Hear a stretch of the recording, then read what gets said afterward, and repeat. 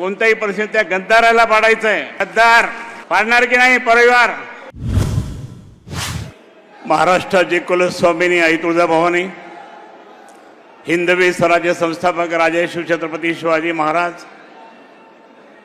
तुम्हा आम्हा सर्वांचे हिंदुहृदय सम्राट व माझे आद्यदेवत शिवसेना प्रमुख माननीय बाळासाहेब ठाकरे यांना मानवंदना भावपूर्ण आदरणीय भाऊ, आपल्या सर्वांच्या मासाहेब कैलासवासी सभापती मीनाताई ठाकरे यांना सुद्धा त्या ठिकाणी आदरणीय भाऊ, घटनेचे शिल्पकार परमपूज्य डॉक्टर बाबासाहेब आंबेडकरांच्या चरणी नतमस्तक होऊन आज आपण या ठिकाणी जे संकल्प मेळावा आपण या ठिकाणी घेत आहोत, त्यांचे प्रमुख मार्गदर्शक आणि आपल्या शिवसेनेचे प्रमुख महाविकास आघाडीचे नेते सन्माननीय उद्धवजी ठाकरे साहेबांना मानाचा मुजरा करून, त्याचप्रमाणे आदित्य साहेबांना मानाचा मुजरा करून आमच्या शिवसेनेचे नेते आमच्या शिवसेनेचे नेते राऊत साहेबांना सुद्धा त्या ठिकाणी जय महाराष्ट्र करतो. उपस्थित सर्व बंधू आणि भगिनी मातांनो, प्रचंड गर्दीमध्ये हा शिवसंकल्प दौरा माननीय उद्धव साहेबांचा संभाजीनगरमधून सुरुवात होत आहे आणि त्या दृष्टिकोनातून आपण सर्वांनी जबरदस्तपणे या ठिकाणी कार्यक्रमात सहभाग होऊन मी या ठिकाणी मुद्दाम आता या ठिकाणी सांगतो, ज्यांनी ज्यांनी शिवसेनेमध्ये प्रवेश केलेला आहे उद्धव बाळासाहेब ठाकरे, त्यांचं मी मनापासून स्वागत करतो. अरे आता टाळ्या वाजवा ना, त्यांचं स्वागत आहे ना. राजू शिंदेला मी आधीच सांगत होतो की तू शिवसेनेमध्ये येतो म्हटला. जर आला असता तो लोकसभेच्या आधी तर मी निवडून नसतो आला का तू भुमरेंना 25,000ची मतदानाची लीड दिली, मला पण दिली असते ना. मग हरकत नाही, तो आता आला. आपल्याला पुढे अजून खूप काम करायचं आहे. शिसोदे परिवारातले अक्षय शिसोदे इथे आलेत. मी त्यांचं पूर्ण शिसोदे परिवाराचं मी मनापासून अभिनंदन करतो. कल्याणरावजी पाटील हे अनेक वर्ष या जिल्ह्याचे नेते पण होते, त्यांच्या घराचे होते आणि त्यावेळेस पंढरीनाथ पाटील यांनी कारखाना सुरुवात केला होता आणि तो कारखाना सुरुवात केल्यानंतर मग संपूर्ण पैठण तालुका सुजलाम सुफलाम करण्याचं काम या शिसोदे परिवाराने केलं. सुदामांना आमचे मित्र होते, त्यांनी सुद्धा खूप चांगलं त्या ठिकाणी काम केलं. आत्ता ही सगळी मंडळी त्या ठिकाणी शैक्षणिक क्षेत्रात जरी असले तरी मला या ठिकाणी पूर्णपणे खात्री आहे, शिसोदे परिवारांना या ठिकाणी मी सांगू इच्छितो, कोणत्याही परिस्थितीत त्या गद्दाराला पाडायचं आहे. गद्दार पाडणार की नाही परिवार.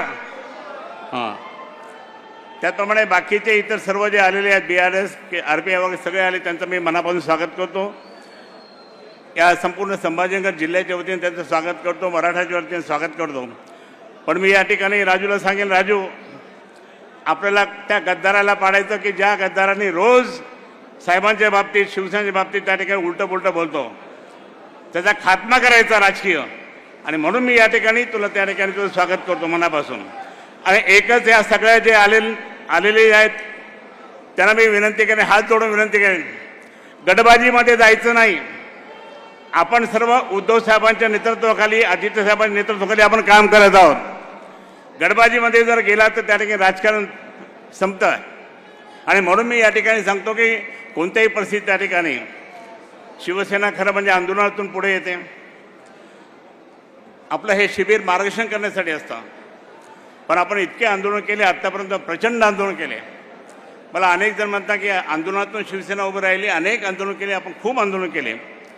पण आता जसं जसं त्या ठिकाणी आपण पुढे जातो तसं तसं त्याप्रमाणे आपल्याला आंदोलनाची दिशा बदलावी लागते.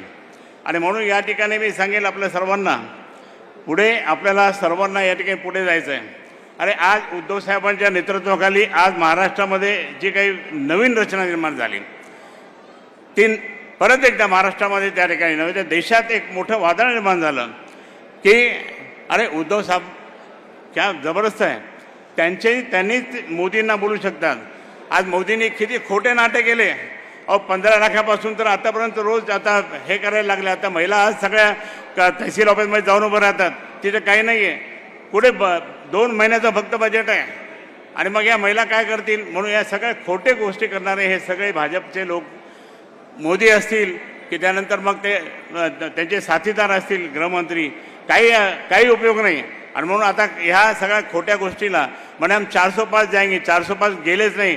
कारण माननीय उद्धवजींच्या नेतृत्वाखाली ती महाविकास आघाडी, शरद पवार साहेब असतील, बाकी सर्व असतील, त्यांच्या नेतृत्वाखाली, राहुल गांधीच्या नेतृत्वाखाली जे काही कळलं की आता यामध्ये सरकार बदलणार आहे. पण मी या ठिकाणी स्पष्ट सांगतो की कोणत्याही प्रकारे ह्या सर्व नेत्यांच्यामुळे लवकरच त्या ठिकाणी हे मोदी सरकार कोसळणार आहे. आणि कोसळल्यानंतर मी या ठिकाणी सांगतो की आपलं उद्धव साहेबांचं सरकार त्या ठिकाणी केंद्रात पण येईल आणि महाराष्ट्रात पण येईल. म्हणून या ठिकाणी मी आपल्या सर्वांना विनंती करतो की आतापासून आपसातलं सगळं मिटून टाका आणि आपल्याला फक्त आता आपलं महाराष्ट्रात आपण जिंकायचं आहे. महाराष्ट्राची सरकार आपल्याला आणायची आहे. आपण फक्त आता 9 जरी जागा मिळवल्या असतील तरी आपण या ठिकाणी आपण जास्तीत जास्त जागा मिळवायच्या. मागे एकदा ज्यावेळेस माननीय शिवसेना प्रमुखांच्या नेतृत्वाखाली जे सरकार आलं होतं आपलं, त्यावेळेस आपले 17 जागा मराठवाड्यामध्ये आल्या होत्या, 17 जागा शिवसेनेच्या.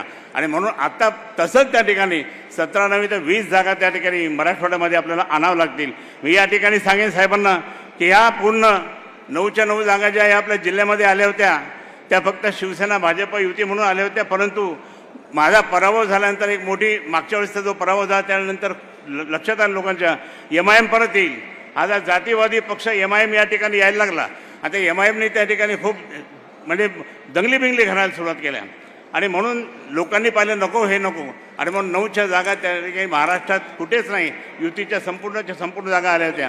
आणि आत्तासुद्धा आपल्याला त्याचप्रमाणे आपल्याला सुद्धा तसंच करावं लागेल. म्हणून या ठिकाणी आपण सर्वांनी मिळून जोरदारपणे या ठिकाणी हा MIM परत डोकं वर काढतोय. हा MIM परत पूर्व आणि मध्यमध्ये डोकं वर काढतोय. तिथे आपले पूर्व आणि मध्य हे आपले शिवसेनेचे आहेत. त्याचप्रमाणे बाकीच्या सगळ्या पश्चिमपासून सगळे 9च्या 9 जागा त्या ठिकाणी आपल्या आहेत. आणि आपल्या आणण्यासाठी ताकदीने मशाल हातात घ्या. आणि मशाल हातात घेऊन त्या ठिकाणी आपण जोरदारपणे त्या ठिकाणी उद्धव साहेबांच्या नेतृत्वाखाली आपण यशस्वीपणे वाटचाल करूया. एवढंच सांगतो तुम्हा सर्वांना. आणि ज्यांनी प्रवेश केला त्या सर्वांना त्या ठिकाणी मनापासून अभिनंदन करतो. आणि मी सांगितल्याप्रमाणे गटबाजीमध्ये जायचं नाही. आपण आपल्या माननीय उद्धवजींचा आदेश त्या ठिकाणी पाळायचा एवढंच सांगतो. जय हिंद, जय महाराष्ट्र. धन्यवाद खैरे साहेब. यानंतर मी देश विदेशातील प्रत्येक घडामोडींचे लाईव्ह अपडेट मिळवण्यासाठी आता साम टीव्हीच्या सर्व सोशल मीडिया प्लॅटफॉर्मला लाईक, फॉलो आणि सबस्क्राईब करा. तसंच सर्व नोटिफिकेशनसाठी बेल आयकॉन प्रेस करायला विसरू नका.